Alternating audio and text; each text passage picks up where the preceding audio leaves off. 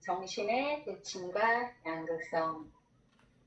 앞의 장에서 시사한 대로 자아의식이라는 저 작은 빛과 무의식의 영역은 사위 비슷한 기본 구조를 하고 있고, 말하자면 하나의 거울상과 같은 대칭적 투사 관계 속에서 서로 대면하고 있는 것처럼 보인다.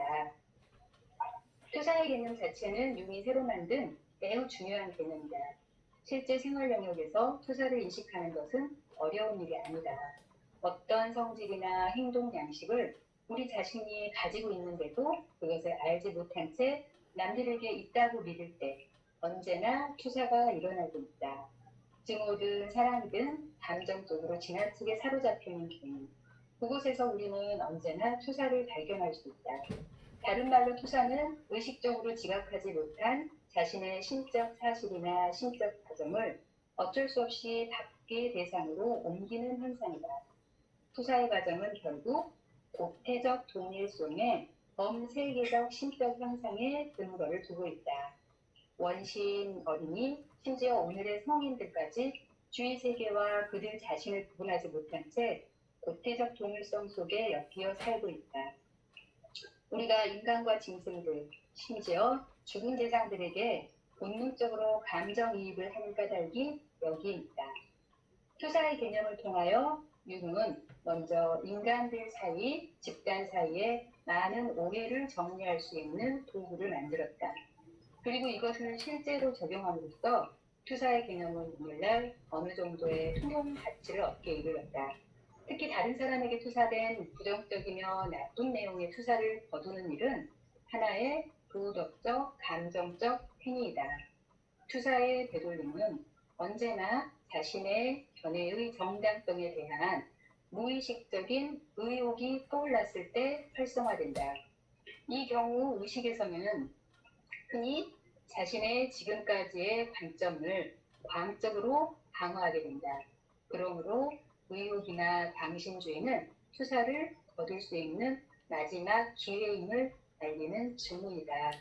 우리 여기서 잠깐 멈춰서 투사에 대한 얘기를 조금 나누고 가보죠. 우리가 개인적인 경험으로서 투사를 여러분도 체험하고 있고 사회적인 경험으로도 투사를 많이 관찰하게 되실 거예요. 멜라니 클라인의 얘기로 본다면 우리는 최초의 우리의 마음 자리가 패러노이드 스키조이드 포지션에서 나중에 디프레시브 포지션으로 이렇게 발달해 간다. 아니면 그 개념이 이 두 가지 마음의 상태가 번갈아 가면서 일어나기도 한다. 여러 가지로 설명을 하는데 PS 포지션이라고 하는 것 자체가 패러노이드 스키조이드라고 하는데 어쩌면 이때 패러노이드 스키조이드 포지션에 있을 때 우리가 쓰는 방어가 우선 거의 그대로 나오는 것처럼 스키조이드하다고 하는 것은 어떤 분열이죠. 분열하고 분열된 것을 투사하는 이런 방어가 아주 초기에 일어난다는 얘기죠. 그래서 우리가 불안이 심할 경우에는 투사가 굉장히 심해지죠.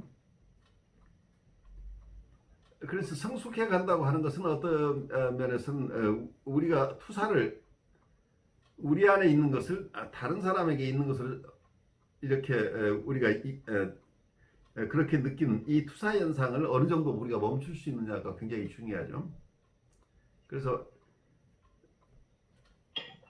임상에서 투사적 통일시가 굉장히 파워풀하게 작용을 하기 때문에 그 투사적 통일시를 우리가 잘 이해하는 게 특히 프리에더프란 내담자를 도와주시는 여러분들은 그 투사적 통일시가 어떻게 작용하는지를 잘 이해하는 게 임상적으로 굉장히 중요하죠. 이러한 투사적 통일시를 잘 이해하지 못하면 우리가 액팅하고 할 가능성이 굉장히 높죠. 내담자가 자기의 마음을 우리에게 심어버리는 거죠. 그러니까 우리 마음에 이분들의 식민지가 되어버리는, 그래서 경우에 따라서는 내 마음이 아니고 내담자가 준 마음에 따라서 우리가 바로 또 행동하러 갈 가능성들이 있다고 하는 거죠. 그래서 이러한 투사라는 여기서 얘기하는 투사의 개념은 임상적으로도 굉장히 중요하고 사회 현상으로도 굉장히 중요하죠. 여기서 나오는 얘기 중에 부정적이며 나쁜 투사를 거두는 일이 하나의 도덕적이고 또 감정적 행위다, 이렇게 보는 거고, 투사의 되돌림이라고 하는 것, 그러니까 남에게 보냈던 투사를 자기 것으로 가져온다고 하는 게 우리 인격의 성숙을 얘기하죠. 그래서 투사의 되돌림이 가능해지는 것은 보통 자신의 견해와 정당성에 대한 무의식적인 의혹이 떠올랐을 때 활성화된다. 그래, 우리가 어떤 대상과의 관계에서 대상에 대해서 우리 아주 부정적인 평가를 하고 있는데 어느 순간에 정말 저 사람이 저렇게 나쁜 사람이야? 아니면 저 사람에게는 저런 점만 있나 하는 의혹이, 저분에게는 좋은 점도 있지 않나 하는 생각이 떠오른다고 한다면 내가 가진 어떤 판단적인 우리의 태도 속에 어떤 투사 현상이 일어나고 있을 가능성을 내가 지금 오해하고 있을 가능성이 있다. 그래서 어떤 의혹이 떠올랐을 때 투사의 되돌림이 가능해지는 순간이에요. 근데 우리는 그걸 차단해버리고 공연한 생각이야, 저 사람이 희망이 없어 라고 딱 그걸 잘라버리는 순간 나의 투사를 거두어들이지 않게 돼버리죠. 이때 굉장히 오히려 더 강력하게 우리 자체가 굉장히 우울적 자리에 있는 게 아니고 우리가 투사를 사용하고 있다는 건 우리 자체가 어떤 경우에 큰 심한 불안을 가지고 있을 때 우리가 PS 포지션에 있다는 얘기예요. 패러노이드 스키조이드 포지션에. 그래서 우리 자신이 불안하면 불안할수록 투사 현상이 일어난다. 그래서 내담자의 경우에도 내담자가 큰 불안에 쌓였을 때 이분이 투사나 투사의 동일시를 사용할 가능성이 굉장히 높다. 사회 현상으로 여러분들이 보시면 지금 어떤 각 그룹끼리 굉장히 광신적으로 어떤 자기의 소신을 얘기를 하거나 상대방을 비난하거나 하는 과정, 뭐라고 할까요? 자기하고 다른 견해를 가진 어떤 그룹들을 굉장히 맹비난하면서 자기들의 이념은 무조건 옳다, 그리고 광신주의가 드러날 경우에 사회현상이나 종교현상에서 똑같아요. 이때 어떤 면에서 이런 광신이라고 하는 자기 안에 있는 의혹들을 오히려 외부로 투사해버리고 자기는 아무 의혹이 없는 온전한 믿음을 가진 사람으로 나와버리죠. 자기 것은 절대 모든 게 다 옳고 나쁜 것은 다 외부로 보내고 있는데 자기가 확신하지 못하고 있는 부분은 다 다른 사람 거가 되고 자기 안에 있는 부정적인 것을 외부로 다 투사할 가능성이 있는 거죠. 그래서 사회가 말씀하시죠. 그러니까 그 자신이 투사한 거에 대해서 무의식적인 의혹이 떠올랐을 때 이제 그 투사를 되돌릴 수 있는 가능성이 있다라는 거는 이해가 되는데 방금 말씀하신 광신주의는 의혹과는 다른 거 아닌가요? 그거는 투사 아닌가요? 그러니까 그게 투사란 얘기야. 광신주의는 투사를 계속하는 거죠. 그러니까 근데 의혹이 떠올랐을 때는 투사의 되돌림을 할 수 있는 가능성이 있는 거잖아요. 근데 광신주의도 지금 투사의 되돌림을 할 수 있는 기회가 되는데 모든 사람이 그 기회를 활용하지 못한 경우가 많다는 얘기죠. 오히려 의혹이 떠올랐을 때 그 의혹을 불식시키기 위해서 더더욱 더 강한 투사를 함으로써 자기 안에 있는 의혹을 아예 불식시켜 버리는 거예요. 그러니까 일종의 그 의혹이 떠올린 거에 대한 강력한 방어 작용으로. 그렇죠. 더 강력하게 그 투사를 더 강화해 버리는 거죠. 그래서 더 이상 자기 안에 마음에 흔들림이 없도록 그런 투사형으로 변해 버리는 거죠. 그래서 요즘 사회에서 어떤 진영 논리가 이런 거죠. 나쁜 것은 전부 네 거고 좋은 것은 다 우리 거야. 그, 철저한 어떤 분열이 일어나고 있죠. 어떤 단체도 올 굿이거나 올 배드가 아닌데 이거 올 굿이나 올 배드로 만들어내는 게 이게 심한 투사 현상들이라고 볼 수 있겠죠. 광신주의 속에서는 합리적이거나 어떤 통합적인 견해가 자리 잡을 수가 없게 되죠. 그런데 외부로는 이런 사람들이 더 소신 있는 사람으로 비칠 가능성이 있기 때문에 사회의 양극화가 더 점점 심해질 가능성들이 높은 거죠. 투사된 것들을 되돌리는 일이 도덕적으로 힘을 들여야 하는 작업이기 때문에 이 작업은 대중적으로 널리 통용되지 못했다. 그러나 융이 이와 같은 견해가 널리 통용되기에 이른다면 그것은 결과적으로 깊은 영향력을 행사하게 될 것이다. 왜냐하면 그리 되면 그리도 많은 종교적 교화적 선교가 현재도 아직 거침없이 자행되고 있는 바와 같이 다른 민족의 시몬 속에 살아있는 종교와 문화를 미신이라고 비방하는 일은 더 이상 없을 것이기 때문이다. 오직 그 종교 문화 속에 시대착오적인 낡아빠진 것, 저 민족들 자체가 의문시하는 부분만을 투사라고 말해야 할 것이다. 그러나 그렇다 하더라도 덮어놓고 잘못이라고 비난해서는 안 되고 그것을 더 이상 구체적인 외부적 진실로 보지 않고 시몬적인 것으로 볼 수 있도록 그 민족들을 도와야 한다. 하지만 투사 개념의 배경에는 아직 해명되지 않은 많은 수수께끼가 숨어있다. 내게는 이것이 미래 심리학의 연구 과제가 될 것으로 보인다. 결국 우리의 전체 세계상이 하나의 투사, 힌두교나 라이프니츠의 창없는 단자라는 뜻에서 하나의 투사가 아니었던가. 그리고 그때마다 투사의 이른바 되돌림을 가능하게 하는 것은 무엇인가? 즉, 조금 전에 무엇이 투사되었었다는 통찰 행위를 가능하게 하는 것은 무엇인가? 투사의 인식은 자세히 살펴보면 4단계로 일어난다. 가장 먼저 구태적 동일성의 단계에서 인간은 투사를 단순히 현실 지각으로 체험한다. 그러나 의식적 혹은 무의식적 의욕이 나타나고 객체가 투사와 일치된 태도를 취하지 않으면 인간은 투사된 상과 대상 사이를 구별하기 시작한다. 세 번째 단계에서 인간은 주로 투사를 착오나 착각이라고 설명한다. 그러나 네 번째 단계에서 이 잘못 견해가 어디에서 나온 것인지를 스스로에게 묻는다. 그리고 그것이 자신의 인격에 속하는 정신적 내용임을 인식하지 않을 수 없게 된다. 거기에서 정신적 내용이 증명될 수 없어 외부적 요소들이 문제시되고 그렇게 궤도를 다시 처음부터 시작하게 되는 경우가 아니라는. 어쩌면 여기서 4단계가 굉장히 재미있어요. 여러분들이 앞으로도 이제 이런 것은 성찰할 때 도움이 될 텐데 여기 영문본에서는 여기 단계를 5단계로 얘기를 하고 있어요. 5 스테이지로 나오는데 거기에 세 번째 단계가 하나 추가가 되는데 영문 번호에서는 in the third stage there is a moral judgment concerning the content of the projection.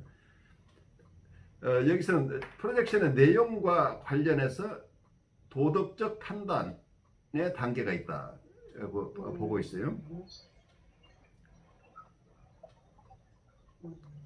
그 부분은 구체적인 내용이니까 앞으로 융을 더 공부하면서 천천히 자세하게 보기로 하고 우선 다음으로 가죠.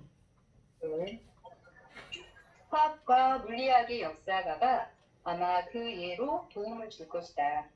고대 학자들, 즉 연구술사들은 처음에 물질에 대하여 환상적인 진술을 많이 했는데 그들은 그 진술이 진료의 진정한 묘사라고 보았다. 뒤에 사람들은 그 가운데 많은 것이 맞지 않는다는 사실을 알아차리고 새로운 사고 모델, 즉 물질의 본질에 관한 현대과학적 가설을 발견했다. 앞의 진술은 미신적인 착오라는 비난을 받았다. 바로 이 착오에서 융은 그것이 정신적 내용에 관한 진술이었음을 알아채렸다.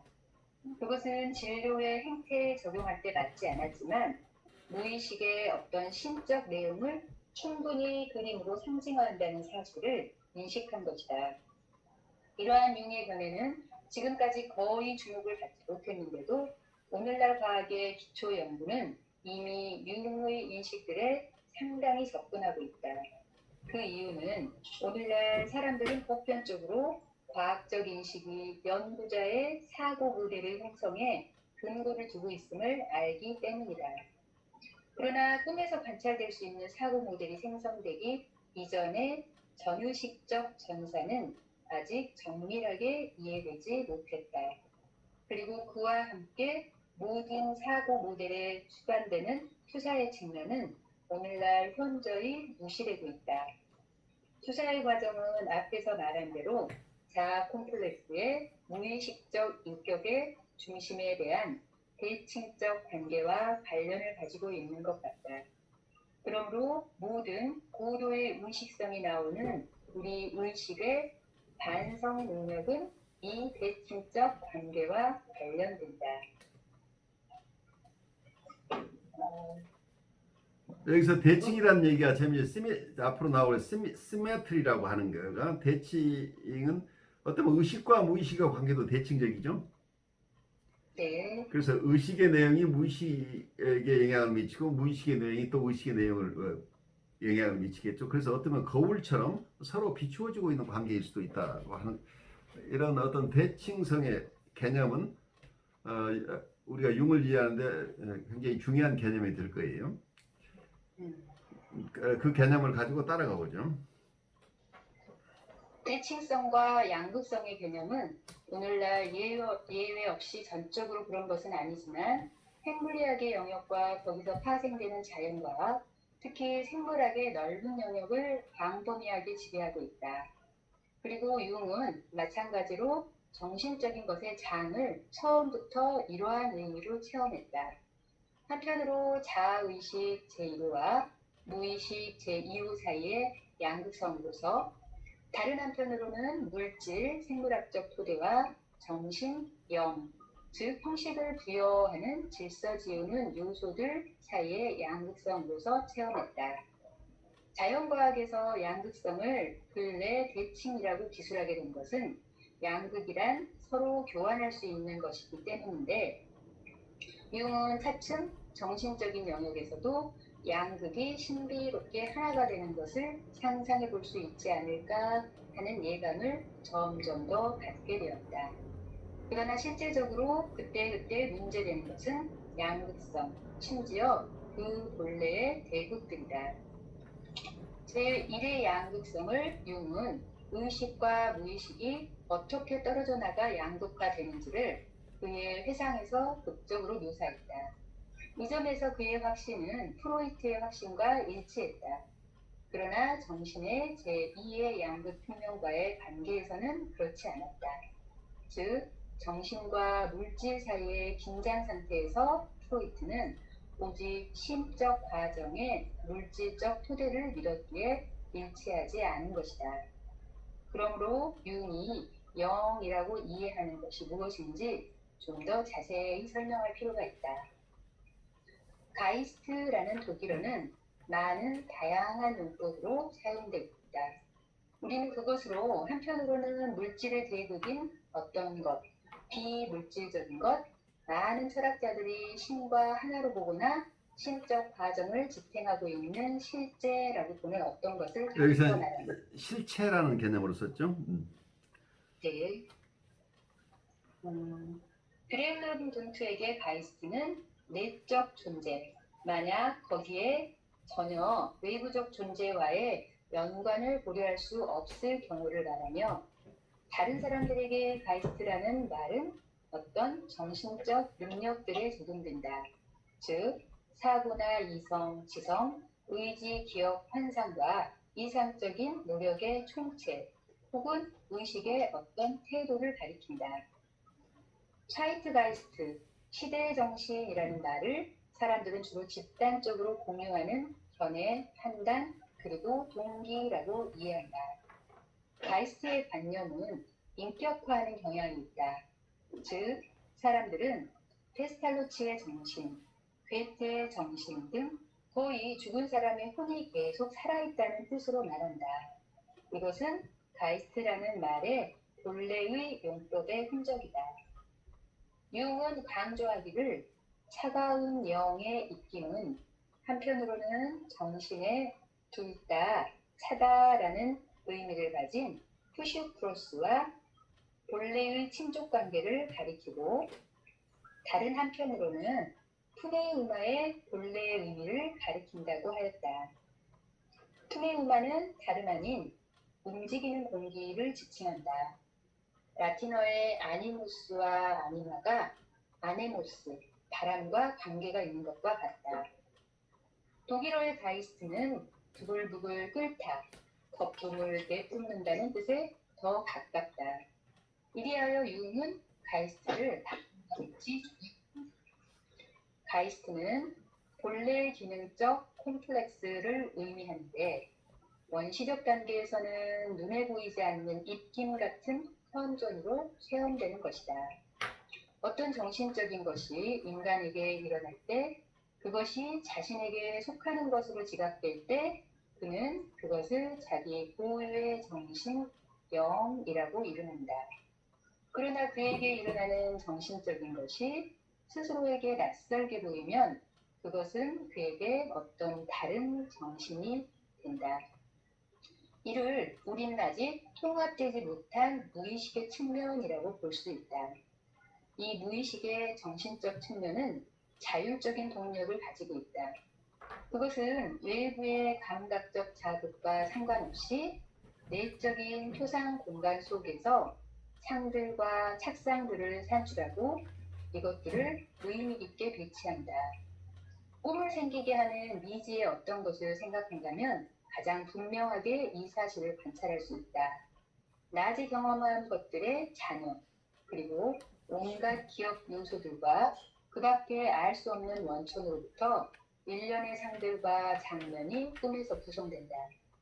그것이 의식의 눈으로는 되게 너무도 낯설게 보이기 때문에 사람들은 꿈을 무의미하다고 무시하는 경향이 있다. 그러나 자세히 살펴보면 이 상의 구성은 최고로 지적이며 흔히 심지어 의식보다 우월한 경우가 흔하고 의미 깊은 표명임을 알 수 있다. 그러기에 가이스트는 융에 따르면 1차적으로 꿈의 작가이다. 즉, 정신 속에 있는 자발적인 운동 원리로서 자유롭게 자신으로부터 상들을 생산하고 배치한다.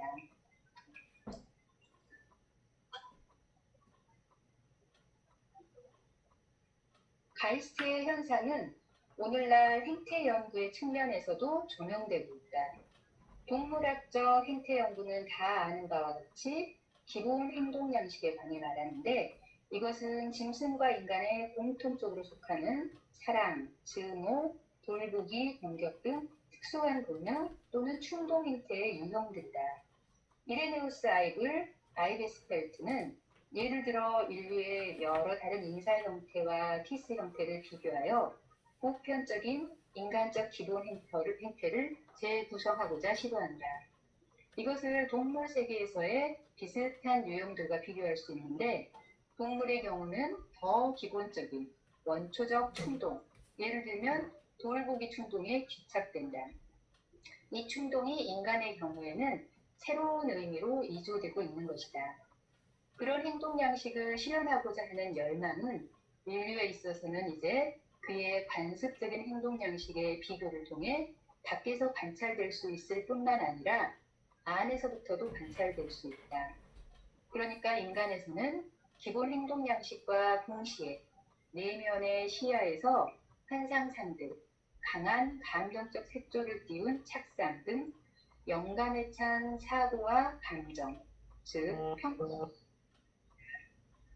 이것은 신체적인 행동 충동과 마찬가지로 모든 인간에서 비슷하거나 흔히 동일하기조차 하다. 예컨대 우리가 그 속에서 어떤 평균적인 기본 행태를 발견하려면 그저 전 세계 사랑의 시나 전투의 노래, 혹은 여러 다른 민족들의 신화와 민담을 비교하면 된다. 이와 같은 종류의 정신적, 내적 과정들을 생기게 하는 역동, 그것이 융이 가이스트라고 이해하는 바로 그것이다.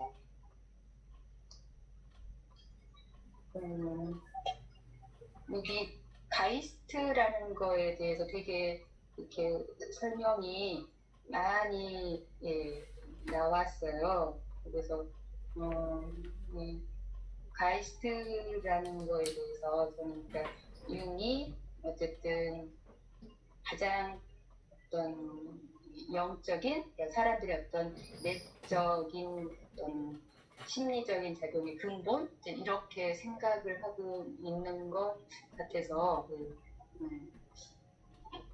바이스트를 이해하려고 많이 했는데 다들 어떻게 이해를 하셨는지 자, 아주 좋은 질문을 해주셨어요. 지금 가이스트라는 얘기를 쭉 하고 있는데 혹시 가이스트라는 말을 여러분들이 다른 말로 얘기를 한다면 어떻게 얘기를 할 수 있겠어요?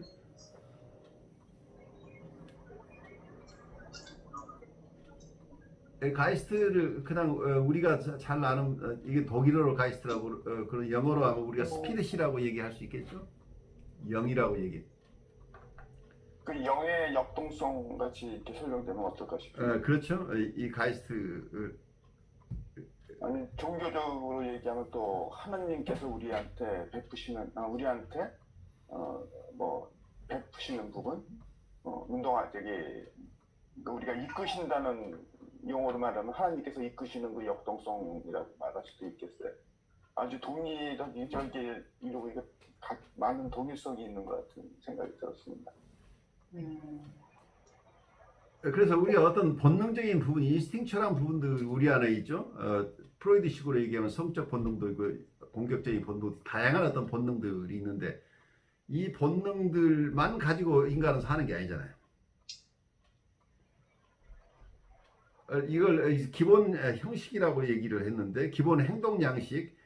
근데 인간에게서는 기본 행동 양식과 동시에 내면의 시야에서 환상상들, 강한 감정적 색초를 띠는 착상 등 영감에 찬 사고와 감정이 출현한다. 그래서 여기서 어떤 우리의 행동 충동도 있지만 행동 충동과 동시에 우리의 내적 정신적인 활동이 동시에 일어난다고 보는 거죠. 그걸 가이스트라고 얘기를 하고 있죠.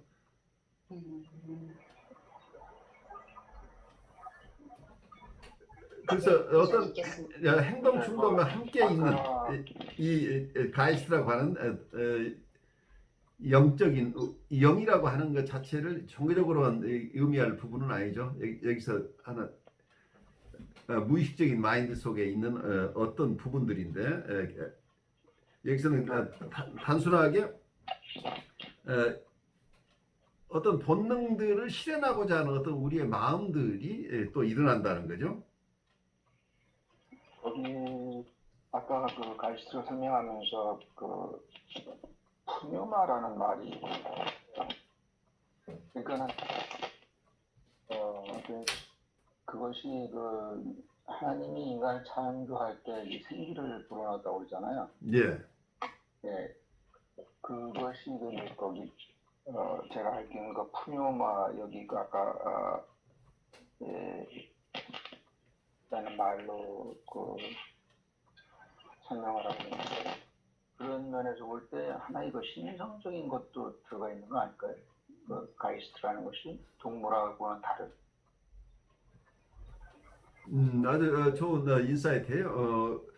어쨌든 우리가 요즘 AI 시대니까 어떤 오토매틱 인텔리전스가 있다고 하면 아니면 우리가 머신을 만들었을 때 머신 자체 안에 어떤 면에서 어떤 방식으로 행동 패턴이 나오는데 그 전체를 아우르는 우리의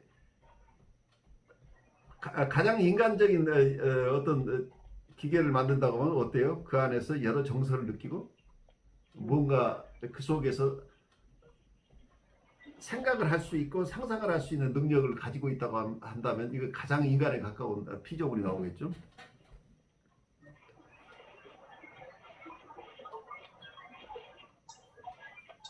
그래서 영감이라고 하는 게 그냥 단순한 여기서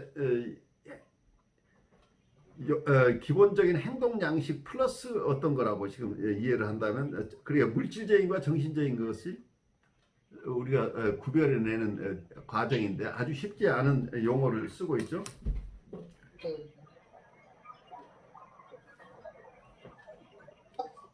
우선 이 얘기는 계속 공부해야 될 내용이니까 가면서 좀 얘기를 해보죠. 네. 이와 같은 내적 과정은 충동에 그들의 특정한 형식을 부여한다. 원시에서 우리는 충동을 억제하는 요인들이 주로 전통적인 관습과 종교적 의식과 관념 속에 존재함을 알 수 있다. 후자는 말하자면 주술적 관념들인데 이것들은 충동의 형식을 표현할 뿐 아니라 영향력을 행사한다. 이것들은 모든 종교의 기본 요소를 구성한다. 그리고 이 이미지 표상과 충동의 원초적 결합에서 넓은 의미의 충동과 종교의 유대를 설명할 수 있다. 그러므로 융은 말한다. 종교란 원시적 단계에서는 충동의 역동에 붙여진 정신적 조절 체계이다. 다시 말해 형식을 부여하는 영이다. 그러나 원시인은 영을 자율적인 한 대자로 경험한다. 자, 여기서 조금 아까 충분하게 설명하지 못한 부분을 좀 덧붙여보죠. 충동이라는 게 우리가 있는 것은 다 알죠. 네. 우리의 어떤 충동이 있을 때 이 충동이 그대로 발현되는 게 아닌 게 인간이죠. 네. 이 충동에 어떤 정신적인 조절 체계가 일단 충동이 그대로 발현하지 않도록 하는 우리 내부의 마음들, 정신적인 움직임들이 있는데, 그래서 어떤 충동이 어떤 형식으로 드러날 것인가, 그 충동 자체가 어떤 형식으로 드러나는 것까지는 허용되지만 또 그와 다른 충동의 발현을 금지하는 우리의 내적 움직임이 있죠. 그래서 충동에 대한 어떤 정신적 조절 체계가 있는데 이런 조절 체계 말하자면 이 충동을 규제하고 있는 어떤 영을 여기서 얘기하고 있는 거죠. 그걸 의인화 생각한다면 우리 안에 우리가 행동을 마음대로 할 수 없도록 하는 어떤 게 있다고 한다면 우리의 충동이 일정한 방향으로 발현되도록 하고 그와 다른 방향으로 발현되는 것은 허용하지 않는 우리의 역동이 다이내믹스가 있다고 한다면 이 역동 자체를 영이라고 부른다. 여기서는 가이스트라고 얘기를 하고 있는 거죠. 그런데 원시인들의 경우는 이 마음속에 일어나는 이러한 역동이 자기 거라고 느끼지 않기 때문에 이것을 대자로 느낀다. 그 객관적인 것으로 느낀다는 거죠. 자기 마음이라고 느끼지 않는다는 얘기죠. 그 얘기를 좀 더 가보죠. 네. 융 자신이 청소년 시절의 영을 처음에 유령으로 신비한 객체적 정신적인 것으로 처음 지각한 것과 같다. 의식의 발전이 증대되면서 어떤 측면들은 인격에 속하는 것으로 지각되었다. 자기 자신의 시몬의 한 기능으로 혹은 자기 고유의 영으로서 느끼게 된다. 그러나 자율적인 채로 남아있는 나머지 부분은 오늘날까지 종교들마다 일관되게 객체적 영의 관념 속에 보존되었다. 예를 들어 기독교에서는 성령 또는 악령의 관념 속에 유지되었다. 모든 종교는 이런 의미에서 언제고 되풀이해서 영의 근원적인 성격을 되새기게 한다. 자아의식, 무의식, 그리고 물질, 정신의 양극 사이에 에너지의 낙차가 존재하는데 이것은 정신적인 흐름으로 유도된다. 그래서 융은 정신적인 삶을 프로이트와 마찬가지로 에너지 과정으로 보았다. 그러나 프로이트와 달리 이 에너지를 정신적인 리비도로 보지 않고 그 자체로는 내용이 전혀 특정될 수 없는 것으로 보았다. 여기서 조금 여러분들 오해가 있을 수 있는 부분인데 여기 영문에서는 그냥 정신적인 에너지라고 보지 않고 사이코섹슈얼 리비도라는 말을 썼어요. 프로이드가 얘기한 사이코섹슈얼 리비도를 융이 그대로 받아들이지 않은 거예요.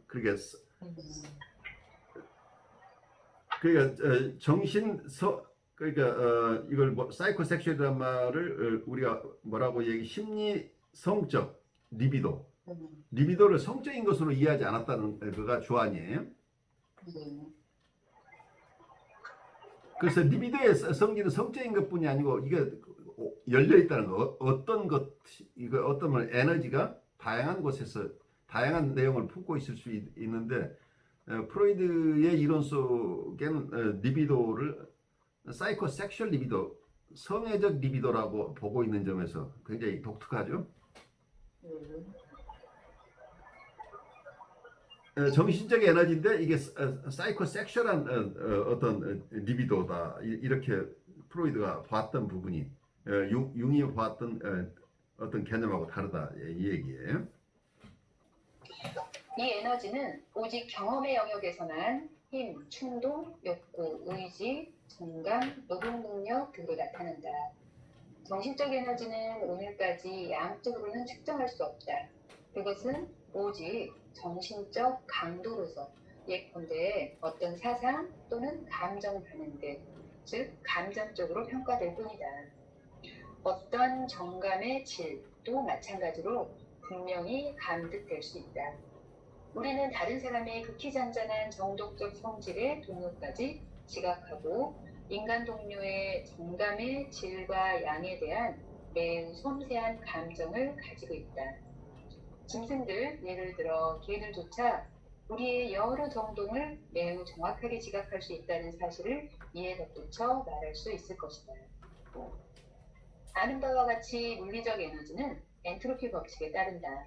그로써 모든 에너지 경과는 열의 형식으로 낙차의 어떤 결정적인 낮춤 또는 에너지의 회복 불가능한 손실과 결부되어 있다.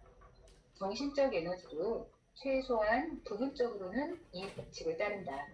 물론 정신적 에너지의 정신영적 역동이 반엔트로피 법칙을 따르는지, 즉 낙차의 보다 높은 방향으로의 이동이 가능한지는 아직 증명되지 못한 상태이지만 그럴 가능성을 결코 배제할 수 없어 보인다.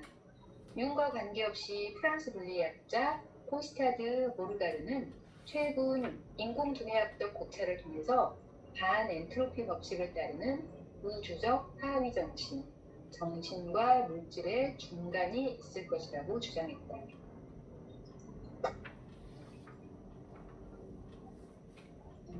정신적 에너지는 양극적 양식에 따라 움직인다. 한편으로는 외향과 내향의 방향으로, 다른 한편으로는 후진과 전진의 육동으로 움직인다. 전진은 시간 속에서 앞으로 내딛는 삶의 움직임, 안으로든 밖으로든 이며 계속적인 발전을 의미하고, 후진은 과거의 삶의 형태들로 잠정적으로 물러섬을 말하며 과거 속에 내버려둔 가치를 다시 꺼내와 현재의 정신 상황에 구체화하거나 그 에너지를 새로운 기도를 위해 조달하기 위함이다. 보다 높이 뛰기 위하여 후퇴하라. 그리고 융이 정신현상을 볼 때 즐겨 사용한 그 밖에 양극성 개념이 있다. 그것은 인과성과 목적성이다. 모든 정신적 사건은 한편으로는 인과적으로 과거의 사건에 귀차시킬 수 있고, 예를 들면 어린 시절의 경험, 프로이트가 특히 노력하고 만들어낸 것처럼, 다른 한편으로는 어떤 일정한 목표나 목적을 향해서 일어나고 있는 사건이라고 이해할 수 있다. 이 두 가지의 이율배반적 이해 가능성들은 융의 견해에 의하면 우리가 정신적 사건을 실제 충실하게 기술하고자 한다면 둘 다 꼭 필요한 것이다. 두 가지의 고찰 방식은 닐스 보어의 말대로 서로 보완적이다. 보어는 말했다. 아는 바와 같이 우리가 그 본질에 비추어 인과적이 아니라 목적론적으로, 즉 그 목표와의 관계에서 기술해야 할 생물학적 관련들이 존재한다. 예를 들면 우리는 한 유기체가 상처 입은 다음에 치유 과정을 생각해 볼 수 있다. 목적론적 해석은 잘 알려진 신체적, 화학적 또는 핵물리학적 법칙에 따르는 기술에 대해 전형적인 보완적 관계에 있다. 이 두 기술 양식은 서로를 배제하지만 그것이 반드시 모순관계에 있는 것은 아니다. 꼭 같은 식으로 융 또한 정신과정, 특히 꿈을 인과적으로도 목표의 관점에서도 기술해야 한다고 생각했다. 특히 정신적 치유 과정은 오직 목적론적 관점에서만 이해될 수 있다. 반면에 인과적 관점은 그때그때 진단을 마련해준다. 여기 굉장히 중요한 실용적으로 여러분들이 잘 이해해야 될 부분들이 나오죠. 융이 얘기하는 어떤 양극성이라고 하는 것이 실제로 우리가 정신적 에너지가 어떻게 움직이냐에 따라서 후진과 전진을 얘기하고 있었죠. 그 프로그레션이라고 하는 건 전진이고 리그레션이라고 말하는 후진인데, 정신적 에너지가 앞으로 향하는 경우하고 뒤로 오히려 향해서 가는 경우들을 여러분들이 임상적으로 이해할 수 있을 것이에요. 그리고 또 하나는 인과성과 목적성이라고 하는 것도 굉장히 중요하죠. 우리가 보통 우리 심리치료 하시는 분이나 정신분석을 하는 분 중에 대부분 인과성에만 초점을 맞추고 있죠. 이 목적성이라는 개념은 거의 사용하고 있지 않고 있다.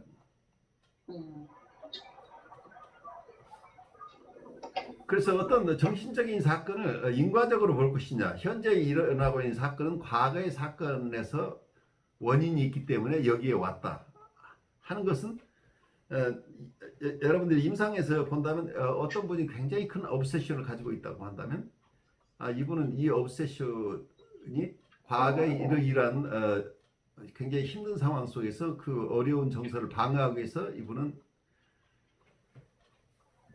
obsessive한 패턴을 발달시키게 됐다. 그래서 현재의 obsession을 진단하는 데는 이게 어떤 면에서는 인과성이 굉장히 중요하겠죠. 진단을 하는데 인과성이 중요한데, 그럼 이분이 낫고자 하는 것은 뭐냐? 이분은 지금 나의 치료에 왔다고 한다면 이분은 왜 상담에 왔을까요? 이분이 상담에 온 것은 자기가 낫고 싶다는 원의를 가지고 있는 거죠. 목표가 있죠.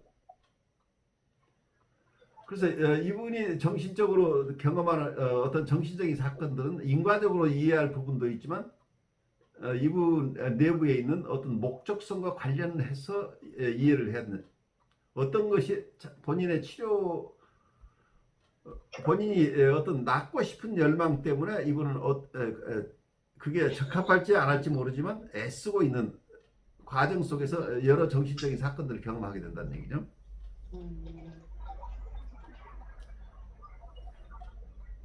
그래서 목적론적으로 봐야만이 사람을 특히 정신적인 사건들을 잘 이해할 수 있다고 하는 거죠. 우리가 어떤 성장 과정 속에서도 보세요. 어떤 치료라는 관점뿐만이 아니고 인간이 성숙해가는 과정 속에서 여러분들이 지금 이 클래스에 와 있어요. 여기 오겠다고 하는 결심을 했어요. 그래서 여기 오시게 됐는데, 여기 오신 것은 나에게 있는 어떤 충동이 있다고 한다면, 나의 호기심도 있고 공부하고 싶은 욕구도 있고 이런 욕구들이 있다고 한다면, 그 욕구를 어떤 형식으로 드러내는가 하는 건 우리의 영적인 부분이죠. 여기서 얘기하는 가이스트가, 내가 왜 이 온라인 클래스에 들어와서 이 공부를 하는 것을 내가 허용하고 있는가, 아니면 내가 여기에 참석하게 된 것은 무엇 때문인가라고 이렇게 본다면, 여러분들 어떻게 이걸 설명해낼 수 있겠어요? 내가 여기에 와서 지금 공부에 매진하고 있는 것은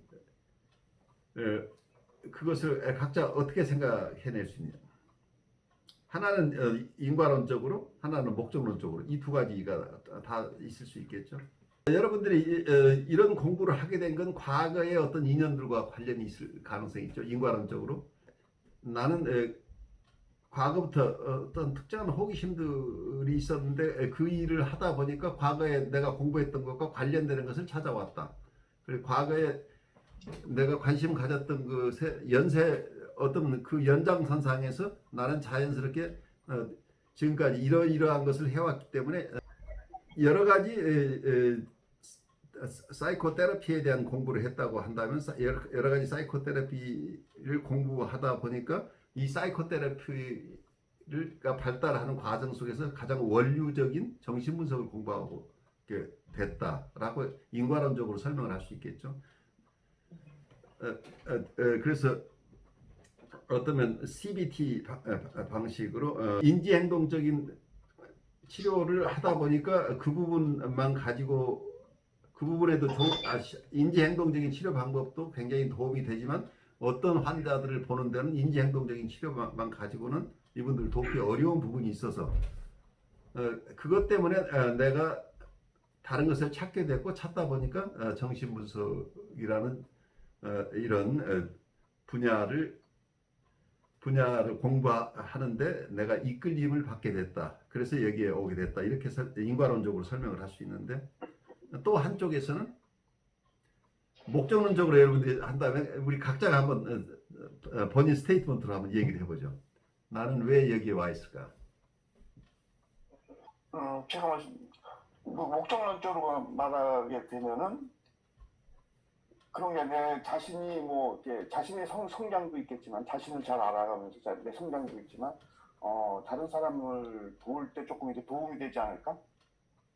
도움으로서의 성장이라고 볼 수도 있을 것 같은 생각이 들어요. 네, 좋습니다. 그러니까 내가 지금 꼭 이걸 이런 공부를 하지 않아도 되는데 하게 되는 것은 나에게는 어떤 원의가 있는 거죠. 내가 목적이 있는 거죠. 네. 지금 유 선생님의 경우에는 본인을 성찰하고 또 그리고 이웃을 돕는데 이게 우리가 지금 공부하는 게 도움이 된다는 이런 쪽의 목적과 연관시켜서만 여기에 오신 것을 설명할 수 있다는 얘기예요. 그러니까 유 선생님 경우에는 본인이 지금 심리 치료를 하고 있는 것도 아니기 때문에 꼭 이 공부를 해야 되는 것은 아닌데 스피리추얼 디렉션은 영적 지도를 하는 과정 속에서 그쪽에 있는 좋은 것들을 공부해야 될 것도 많은데 정신분석에 오시게 된 것은 좀 더 스피리추얼 디렉션을 잘하고 싶은 욕망이 있으신 거죠. 그런 목표가 있는 거죠. 그래서 이 목표하고 관계시키지 않고는 영적 지도를 하시는 분 모두가 정신분석을 공부하는 건 아니잖아요. 그러니까 내 안에 어떤 목표하고 관련 목적론적으로만 봐야만 현재 내가 이렇게 이 공부를 하고 싶은 원이 그리고 거기에 따라 결심하고 공부하는 것을 설명할 수 있다는 얘기죠. 그러니까 유 선생님이 있는 입장은 인과적으로만 설명되지 않고 반드시 목적과 관련돼서 설명을 해야 조금 더 충분하게 설명이 가능하다는 얘기죠. 한 분만 더 목적론적으로 좀 설명을 해보시죠. 제 경우도 그러니까 저도 이제 상담 공부를 이제 시작하고 있는데 그냥 학교에서 이론적으로만 배우는 이론으로는 좀 깊이 있게 상담이 안 되는 것 같아. 그래서 좀 더 깊이 있게 상담을 할 수 있으려면 예, 정신분석에서부터 시작하지만 어쨌든 제가 약간 평소에 막연한 매력을 느꼈던 융의 심리학을 들어보면 좀 더 깊이 있는 상담을 할 수 있고 1차적으로는 제가 깊이 있는 체험을 좀 하고 싶고요. 그런 목적에서 이 수업을 듣게 된 것 같습니다. 네, 그렇죠. 그러니까 지금 전 선생님이 말씀하신 대로 전 선생님처럼 지금 그쪽 라인에서 공부하거나 치료에 임하고 상담에 임하고 있는 분 모두가 지금 우리의 융 강좌에 이끌리거나 오시는 것은 아니죠. 나는 특수하게 내 나름대로의 목적이나 목표가 있어서 선택하게 되시는 거죠. 그래서 우리의 정신적인 사건을 이해하는데 이 두 가지가 다 굉장히 중요하다는 거예요. 그래서 어떤 우리의 삶을 의미 있게 살고자 하는 분들에게서는 특히 의미가 중요한 분들에게 목적론적인 어떤 이해가 굉장히 중요하죠. 우리가 지금까지 살아온데 내가 불편하지 않도록 그냥 내가 뭘 한다고 하는 것이 아니고 나는 무엇을 이루고 싶다. 아니면 나는 그것이 귀하기 때문에 나는 그것을 추구하고 싶다고 한다면 이건 목적론적이죠. 그래서 성숙해가는 과정에 있는 많은 분들은 그냥 단순하게 인과적인 측면에서 본인의 정신 상태나 본인의 심리 상태를 이해하지 말고 목적론적으로 이해해야 될 필요가 있죠.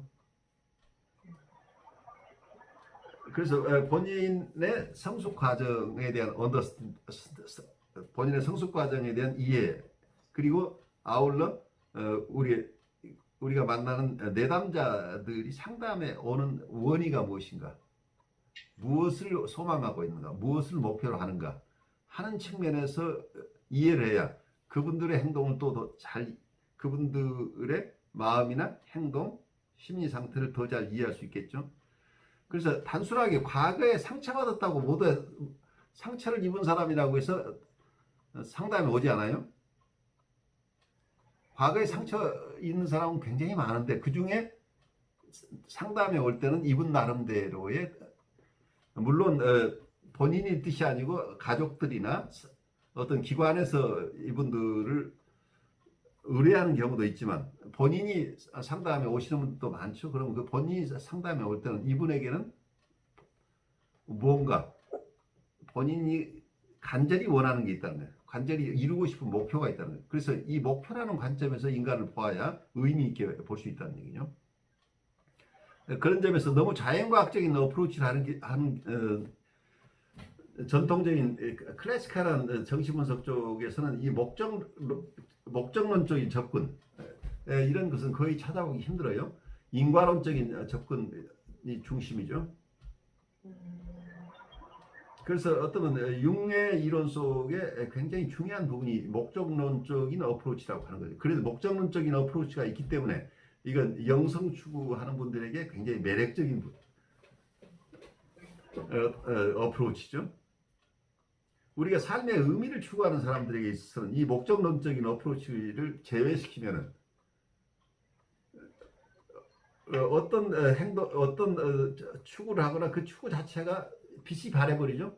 내 목표, 내 가치, 밸류나 어떤 타깃이나 고울이 없다고 한다면 단순하게 우리는 주어진 지금까지 있었던 것에 대한 원인에 따라서 우리는 어떤 체인에 따라서 과거의 사건으로부터 진전돼서 나는 그냥 과거의 삶과 연관되는 것을 내가 살아가고 있어 라고밖에 얘기를 할 수 없겠죠. 과거에 나는 이런 환경에서 자라서 나는 지금 이렇게 사는 거야. 그냥 내가 사는 삶은 내가 이렇게 살고 있다는 것은 이해가 가는데, 거기까지는 내가 왜 이렇게 많은 경우에 공포스럽지? 내가 공포스러운 것은 어린 시절에 내가 충분히 보호받지 못했던 환경에 오래 노출돼서 그래. 그럼 나를 이해하는 것까지 됐어요. 그 뒤에 그러면 나는 이 고통스러운 상황에서 벗어나고 싶은 욕구가 있느냐 없느냐. 어떤 사람은 강렬하게 힘든 이 과정에서 어쩌면 치료의 과정이 고달프고 힘들고 어쩌면 경제적으로 굉장히 힘들지만 내가 하루라도 좀 건강하게 살고 싶다는 원의가 있는 분은 자기의 신체적 그리고 정신적 건강을 위해서 시간과 돈을 투자하시는 분들도 많이 있죠. 그래서 이분들에게 목표가 있다는 겁니다. 그래서 이 목표하고 관련돼서 그래서 어떤 이해를 해야지. 만약에 그냥 상담 세션 자체만 놓고 본다면 인과적으로 본다면 내가 하는 질문이 이분에게 너무 가혹한 질문이에요. 이분의 상처를 잘못해서 건드려 버려요. 어쩌면 나는 이분을 도와주기 위해서 이분이 지금 힘들어하는 원인을 내가 알려줬어요. 근데 그거 자체가 본인은 회피하고 싶은 그런 어떤 정서들이에요. 지금까지 그 정서가 힘들어서 만나지 않으려고 했는데 내가 힘들어서 상담 세션을 잡았는데 상담 몇 분 했더니 이 상담자가 내가 아직 준비도 안 돼 있는데 나의 힘든 그 상처를 그냥 드러내는 이런 질문을 하고 해석을 하는데 인과적으로만 얘기하면 나는 이게 싫어서 지금까지 도망 나온 사람이잖아. 방어하는 사람이기 때문에 이 방어 패턴으로 한다면 나 이거 더 이상 안 해. 하고 바로 세션을 중단하고 어떤 상담 관계를 종결하고 떠날 가능성이 굉장히 높은데 그렇게 힘든데도 불구하고 그걸 참아내면서 그래도 그 다음 세션에 오고 있는 것은 이분의 목적론적으로 이분을 봐야 된다. 그렇게 자기가 견디기 힘들지만 그래도 내가 낫기 위해서는 내가 건강해지기 위해서는 이 과정을 거쳐야지 라면서 고통스러움을 참아낼 수 있는 힘이 있는 것은 이분의 이분의 내 지금 상황을 목적론적으로 이해해야만 이걸 잘 이해할 수 있겠죠. 네. 그래서 인과론과 목적론 이 두 가지가 상반된다고 보시지 말고 이 두 가지를 다 이해해야 우리의 정신적인 사건들을 이해하게 된다는 얘기죠. 저기 그 뭡니까 그저 환자가 그러니까 내가 갑자기 무슨 병이 생겼다든지 뭐 사고를 당했을 때 이렇게 오면은 그 목적이 뚜렷하잖아요, 그렇죠? 근데 이제 예를 들어서 이건 정신적인 문제니까 뭐 뒤에 가면은 샤머니즘 그런 얘기도 나오는데 전쟁이들 찾아갔지 않습니까? 그렇죠. 예. 그러는데 그때 이제 뭘 찾아가면은 꼭 자기가 아파서 가는 사람도 있지만은 예를 들어서 내가 이제 누구를 만나는데 무슨 사업을 하는데 또 집안에 무슨 일이 안 풀리는데 뭐 이런 걸 가지고 가잖아요. 근데 그러니까 이제 이것을 좀 잘 되게 하려면 어떻게 해야 되느냐 하여튼 이 상담 비슷하게 좀 조언을 받으려고 하는 사람들도 있잖아요, 그렇죠? 네, 그렇죠. 상담자를 찾아올 때 지금 목적론적으로 한다고 하면은 이 사람이 내가 이제 좀 불안하고 뭐 그런 것이 여보세요? 예, 말씀하세요. 예. 그 불안하고 그런 것이 이제 뭐 사업이 잘 안 될까봐 뭐 또 결혼을 그 사람하고 하면은 잘 될지 안 될지 이런 뭐 심리적인 문제도 있고 그래서 그러면 꼭 정신적인 문제가 아니라 유용해 보는 견해에서는 좀 어떤 그 사람에 대한 목적을 찾아내서 이렇게 좀 용기를 주고 뭐 이렇게 좀 가이드를 해주는 그런 쪽으로 좀 생각해봐야 된다는 그런 뜻도 있는 건가요? 꼭 그러니까 기법으로 어떻게 할 것인가의 문제는 별개예요. 근데 우선 어떤 심리적인 사건이 있을 때 그 사건을 바라보는 시각 그리고 이해하는 방법에서 우선 두 가지를 같이 보셔야 된다는 얘기죠. 기법으로서 이분을 어쩌면 라이프 코칭적인 입장에서 이분이 원하는 것을 실제로 도와주는 방식으로 접근할 것인가 안 할 것인가 그 다음 문제죠.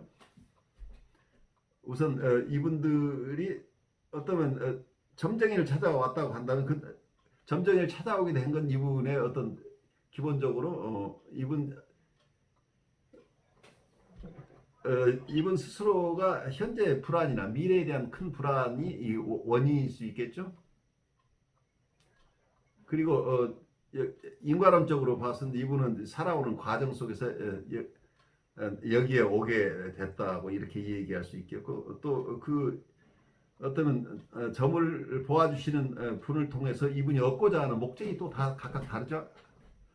어떤 분은 실질적인 사업의 가이드를 받고 싶은 분도 있고, 뭔가 자기 불안을 덜어내는데 도움을 받고 싶은 분도 있고, 의식적으로 오는 의식적인 목표가 있는데 또 무의식적인 목표는 다를 수도 있죠.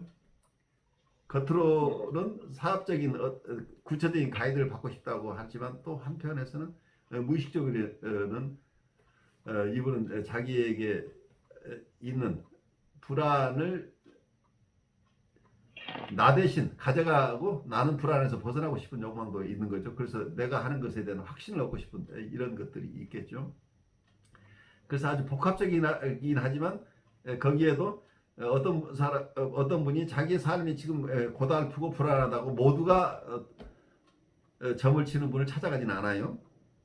점을 보는 분을 찾아가는 분은 그분에게 특수한 목표가 있죠.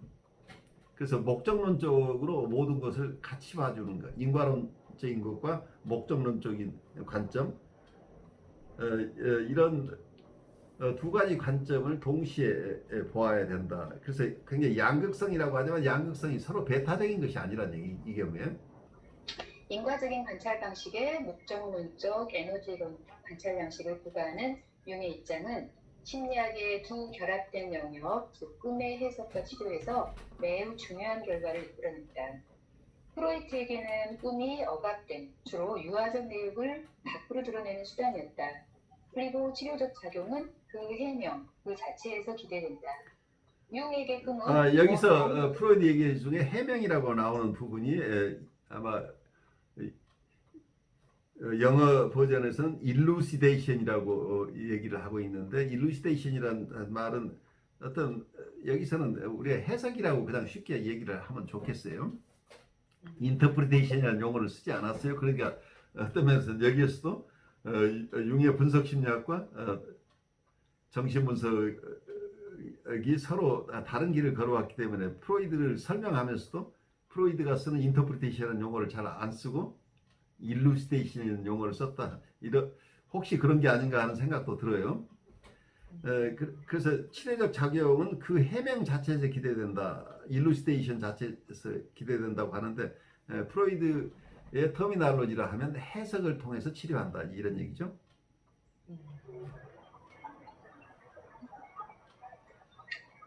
다시 말해 꿈은 정신적 에너지의 낙차가 상징적 형태로 어디로, 어떤 목표를 향해 지향하는지를 가리킨다. 이게 융의 꿈에 대한 견해죠. 그래서 융은 프로이드가 봤던 내용만을 얘기하지 않고 많은 것을 포함해서 꿈을 이해하려고 하고 있죠, 지금. 네. 꿈은 발전 성향을 상징화를 통해서 선취한다. 치료 방향은 결과적으로 피분석자의 꿈 자체에서 도출되어야 한다.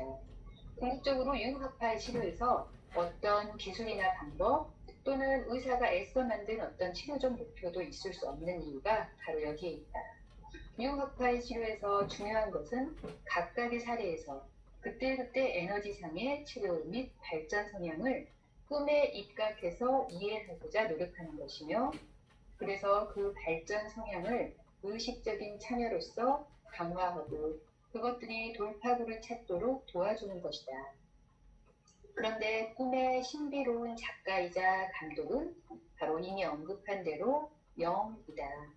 즉 정신의 활동적이고 역동적 측면이다. 이는 문화를 형성하는 인간 고유의 요소이다. 아마도 우리가 동물 세계에서 발전하는 동안 서서히 형성된 것으로 본능적인 행동 유형으로 남김없이 써버릴 수 없어 눈앞에 있는 자연 조건에 전혀 적용되지 못한 과잉 에너지로부터 농축되어 나왔을 것이다. 이 얘기는 뭐예요? 동물의 세계와 인간의 세계가 조금 다르게 얘기를 하고 있죠. 네. 그러니까 에너지가 동물들은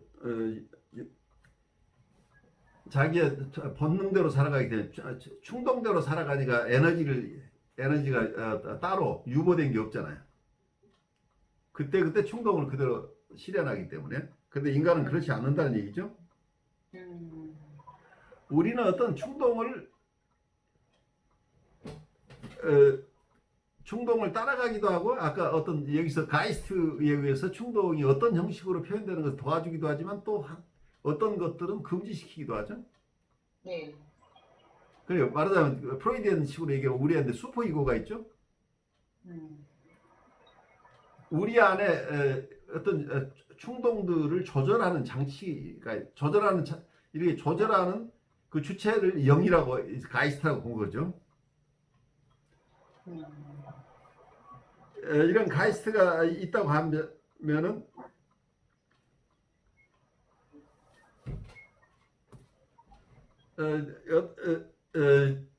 인간이 동물처럼 충동대로만 살아버린다면 이게 에너지가 남지 않은데 인간은 충동대로 살지 않는다고 한다면 사용하지 않은 에너지가 있을 수 있다. 이렇게 얘기를 한다면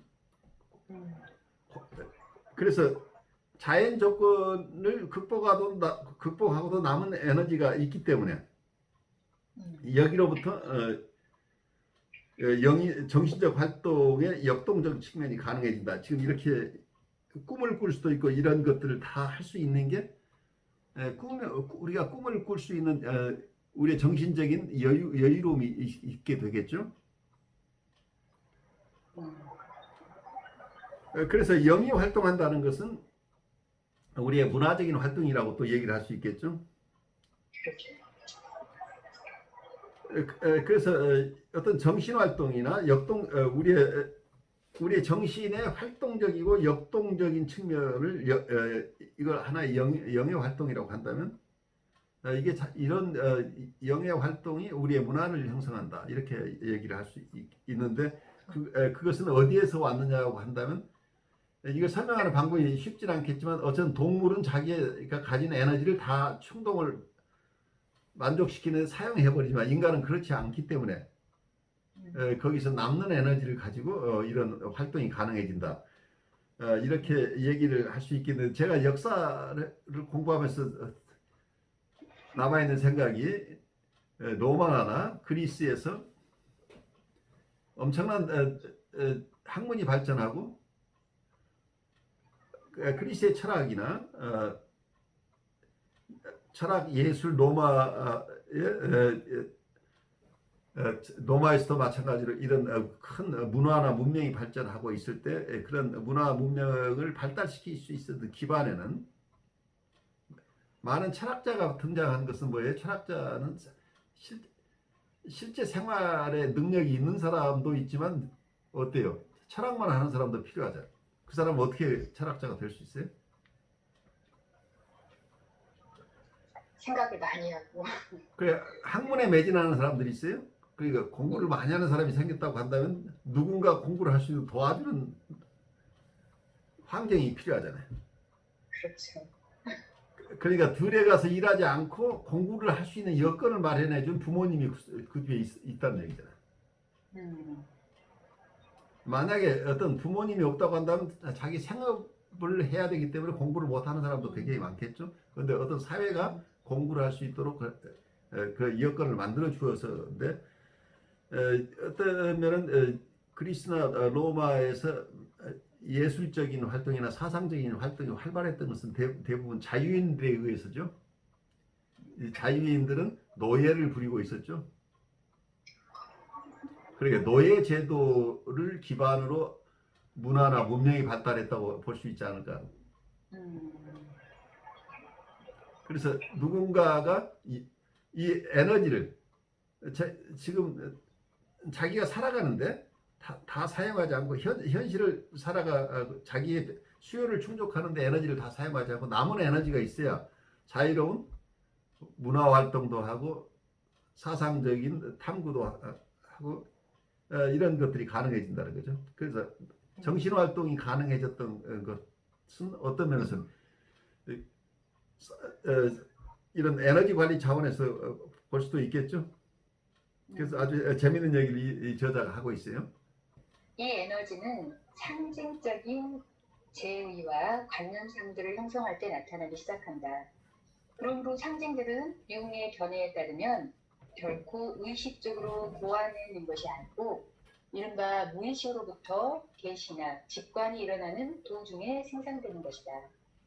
역사적, 종교적 상징들의 대부분은 아마 직접 꿈에서 나왔을 것 같다. 혹은 꿈을 통해 자극되었다고 할 수 있다.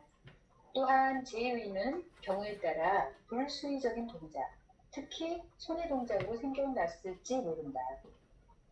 예를 들어 우리는 원시 종족에서 개인적인 보호자로 개인적인 토템이나 어떤 신을 선택할 때 그 선택이 오늘날에도 흔히 꿈에 의해 정해진다는 사실을 알고 있다. 후대의 발전에서 개개인의 상징 형성이 이미 확정된 집단적 상징 때문에 억압되는 경향이 점점 더 현저해졌다. 이를 위한 첫걸음은 국가 종교의 형성과 다신교적 성향의 억압이다. 그러나 그런 공적인 종교 형태가 붕괴되면 개인적 상징 형성이 다시 활성화되기 시작한다. 상징을 형성하는 심적 기능이라고 할 수 있는 영에는 더 나아가 충동의 다양성을 하나의 통일적인 구조가 되도록 지향하는 특징이 있다. 콜라드 로렌츠는 예를 들어 본능들의 의회에 관해 말한다. 상징 형성 기능은 인간에서 그런 의회의 의장들에 해당된다고 한다. 그것은 앞장에서 기술한 개성화 과정의 지도적 영혼이다. 여기서는 굉장히 중요한 얘기를 하고 이제 충동과 영의 관계를 얘기를 하고 있죠. 충동들을 잘 아울러서 이 충동들이 건강하게 쓰일 수 있도록 도와주는, 여기서 아주 재밌는 얘기, 지도적 영혼이라는 얘기를 하고 있죠. 거기에서 콘라드 로렌츠가 본능들의 의회가 있는데 여기 여러 가지 본능들이 있겠죠. 우리 충동들이 이것도 하고 싶고 저것도 하고 싶은데 이게 하나의 상징적으로 파르라멘트를 구성했어요. 그럼 거기서 의장을 한 사람 뽑았는데 그 의장이 영이라는 얘기죠. 그래서 당신들 하고 싶은 거 다 할 수는 없으니까 우리가 예산 배정도 해야 되고 이게 순서가 있어야 될 거 아니냐. 그래서 당신이 하고 싶은 것을 순서를 정하자. 그리고 어떤 것은 이건 해서는 안 되는 거다. 이것은 우선적으로 해줘야 된다 하는 거. 여기서 충동들을 제어하고 조절을 하는 기능을 하는 게 여기에서는 지도적 영혼이라고, 개성화 과정의 지도적 영혼이라고 지금 설명하고 있죠. 상징적으로 얘기를 하고 있는 것이죠. 그래서 충동과 영의 관계를 어쩌면 프로이디언이 본다고 한다면 우리의 이드에 있는 인스팅트를 어떤 면에서는 이고가 어떤 면에서 인스팅트 자체가 잘 발현하도록 도와주는 기능도 하지만 또 한편에서는 외부하고 마찰을 줄이기 위해서 조정해주는 기능이 있죠. 그런데 그 이고의 기능 중에 이런 조정, 특히 도덕적인 부분은 슈퍼 이고라는 개념으로 또 하나의 심리 기구를 상정을 하는데, 그러면 이 이고하고 슈퍼 이고가 연합해서 경우에 따라서는 이 충동 조절을 하는 역할을 하죠. 이제 이런 것들을 하나의 가이스트라고 여기서는 얘기를 하고 있는 거예요. 융심리학에서는 이걸 영이라고 지금 얘기하고 있죠. 그래서 충동과의 관계에서 이 가이스트를 우리가 이해하는 것도 굉장히 중요하다. 그래서 스피리추얼리티 쪽에서 이해할 수도 있지만 그 스피리추얼리티 개념이 조금 더 프랙티컬한 지점까지 내려가죠. 이렇게 되면 정신분석과 바로 밀접하게 관련되죠. 개념이 다를 뿐이죠. 그래서 어떤 프로이드 심리학에서는 프로이드는 이걸 타협형성이라고 그러죠. 어쩌면 역동의 충족과 방어라고 하는 것은 그렇게 하면 안 되는 쪽에 이니비션, 어떤 하고 싶은 것과 그렇게 함으로써 오는 부작용을 예방해야 되는 것 때문에 한편에서는 충동이 있을 때 그 충동을 이 충동이 만족되도록 하는 역할도 해야 되지만 또 한쪽에서는 사회로부터 비난받지 않아야 돼. 사회로부터 어떤 비난받거나 처벌받지 않기 위해서 자기의 충동을 제한해야 되는 이런 측면인데, 이 타협형성을 어떻게 잘하느냐 하는 게 어떤 심리 기구들이 맡고 있는 역할이다. 이제 이렇게 프로이디언 이론가들, 특히 현대에 와서는 현대 갈등 이론이라는 모든 컴플릭트 티어리를 이렇게 추구하는 학자들은 어떤 우리의 역동의 만족과 그리고 방어가 어떻게 타협을 이루느냐 하는 쪽에서 우리의 정신 활동을 잘 설명하고 애를 쓰고 있죠. 근데 이제 이런 개념이 융의 어떤 개념으로 융의 정신분석이라고 융의 정신분석에서는 여기서 충동과 어떤 가이스트하고 관계에서 이걸 잘 설명해내려고 하고 있기 때문에 여러분들이 굉장히 다른 얘기인 것 같은데 또 좀 깊이 들어가면 같은 얘기를 다른 용어로 표현하고 있다 이렇게 이해할 수 있겠죠. 그런데 프로이드 개념에서는 그 융의 개념을 가지고 프로이드를 잘 설명할 수 있는 부분이 있는데 어떤 부분은 융에게는 어떤 우리의 무의식 속에는 창조적인 창조성의 근원이 우리의 무의식 속에 있다고 하는 이 부분을 그래 목적론적인 부분이나 이런 창조성의 부분에 대한 설명이 프로이드로서는 프로이드 가진 정신분석 이론 속에서는 있지만 그렇게 융처럼 뚜렷하게 드러나지 않는 것이 많기 때문에 융의 심리학과 프로이드의 심리학이 함께 서로 부족한 부분을 채워야 되지 않느냐 하는 그런 생각을 저는 많이 하게 돼요. 그래서 여기서 융이 보고 있는 목적론적인 어프로치라고 하는 것 그리고 창조성에 대한 아주 긍정적인 어프로치 이런 것들은 굉장히 중요하다고 봐요. 그리하여 융에 의하면 오늘의 인간은 유전소질상 한편으로는 원시적 충동성을 지닌 자연 존재로 이루어지고 다른 한편으로는 영적인 유전소질로 이루어진다. 영적 유전소질은 정신의 상징 형성 기능에 길을 열어주는 것으로 이것은 모든 충동에 제약을 준다. 유전소질의 효과적인 논리로서 조상의 영들, 태어날 때 이미 아이 속에 살아있는 보이지 않는 아버지들의 목소리로 이루어진다. 프로이트가 인간의 주된 갈등을 충동과 집단의식과의 충돌에서 보는 데 비해 융은 이 두 극이 자연 속에 혹은 인간 무의식에 존재하는 것으로 본다. 양자는 근원적인 것으로 어느 하나도 다른 것의 부수 현상이 아니다. 동물 세계에 이미 기본적인 충동을 변환시키는 제의의 소질이 존재한다는 최근의 행태 연구가 이룩한 발견은 내가 보기에 융의 저와 같은 가설을 더욱 지지하는 듯하다.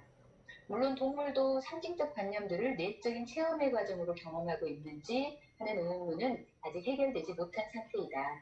그 점에서 우리는 현재로서는 어쩔 수 없이 인간의 연구에만 의지할 수밖에 없다. 왜냐하면 동물에는 언어상의 전달 능력이 없기 때문이다. 여기서 잠깐 아까 프로이드 얘기를 조금 더 보완하자면 프로이드가 인간의 주된 갈등을 충동과 집단의식과의 충돌로 봤다고 얘기를 하고 있는데 이게 아까 제가 잠깐 설명드렸습니다만 영어 본에는 어떻게 표현하고 있냐면 collision of instinct with collective consciousness 그리고 괄호하고 더 슈퍼 이고라고 표현하고 있어요. 그래서 어떤 우리의 본능과 집단 의식의 부딪힘이라고 집단 의식인데 이 집단 의식을 이거 슈퍼 이고라고 봤어요. 근데 융의 얘기에서는 집단 무의식이라는 얘기를 하고 있죠. 융은 집단 무의식에 대한 것을 중점적으로 얘기를 하고 있는데 여기 프로이드 개념 속에는 집단 의식이란 컬렉티브 컨셔스니스 우리의 도덕 규범이나 이런 것들은 굉장히 의식적이죠. 그래서 이걸 슈퍼 이고라고 표현하고 있는데 그래서 본능과 슈퍼 이고의 갈등 이게 심적 갈등이라고 인간의 주된 갈등은 우리의 본능 혹은 역동과 집단 의식 이게 아주 특징적이에요. 집단 의식이라고 하는 게 컬렉티브 컨셔스니스인데 이걸 슈퍼 이고라고 부른 거죠. 근데 이것도 어떤 면에서는 프로이드의 초기 이론에서는 이거나 슈퍼 이거는 의식적인 것으로 봤어요. 그렇지만 이고 사이콜로지가 발달하면서 슈퍼 이고에도 무의식적인 부분이 있다고 봐요. 언커셔스한 부분. 그리고 이고에도 언커셔스한 부분이 있다고 보기 때문에 어쩌면 두 이론 간에 차이가 많이 해소된다는 거죠. 무의식의 세계를 더 이쪽에서 강화하게 된 프로이드가. 그러면 컬렉티브 언컨셔스니스가 슈퍼 이고에 포함된다고 한다면 여기서 융은 이걸 자연 속이라고 하는 건 인간 무의식 속에 존재한다. 무의식 속적인 갈등을 얘기를 하고 있는데 프로이드도 후기 이론에 가면은 중기 후기에 가면 이 무의식을 어떤 우리 심리기구로서 슈퍼이고나 이고 속에 무의식의 영역을 의식 플러스 무의식으로 가기 때문에 이 부분에서 상당 부분 서로 다른 점이 오히려 일치하는 부분으로 바뀌는 것을 이해하시면 좋겠어요. 프로이드의 개념 속에도 무의식적인 부분에 대한 것이 더 강화된다. 이렇게 얘기할 수 있겠죠. 어쩌면은 우리가 1시간 90분 동안 할 수 있는 범위를 지금 다 하셨어요. 그래서 이 내용은 어쩌면 이게 지혜의 글이기 때문에 여러분이 바이블을 그다음 20페이지를 하루에 무조건 읽는다고 이게 다 소화는 안 돼요. 그래서 여러분들 욕심부리지 말고 지금까지 한 것을 90분으로 보시고 오늘 토론하는 것을 지금까지 여러분 다 이걸 읽었을 텐데 또 나중에 오늘 이렇게 여러분들이 같이 읽고 토론한 것을 배경으로 다시 또 이걸 접할 때 여러분들이 좀 더 잘 읽게 된다는 거죠.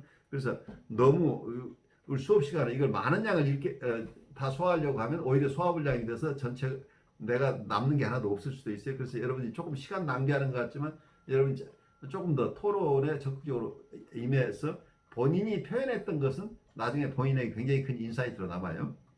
그래서 10분 쉬고 다음 주제 하나를 더 하는데 그때 우리 좀 더 나눔을 활발하게 하셨으면 좋겠어요.